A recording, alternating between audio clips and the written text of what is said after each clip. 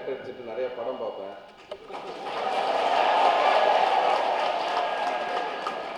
அந்தந்த ஸ்டேஜில் பண்ண வேண்டிய எல்லா சேட்டைகளும் பண்ணிகிட்டு இருந்தேன்.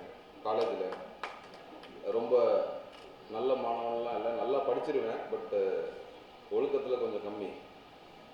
அப்போ ஒரு குறிப்பிட்ட படத்தை நிறைய தடவை பார்த்தேன், அது பிடிச்சது.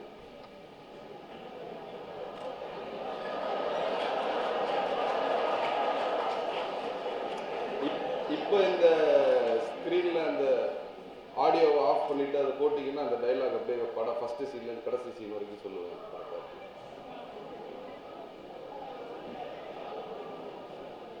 என்ன கேட்குறதா இருந்தால் சத்தமாக கேட்குது. படம் பேர் காக்கா காக்கா.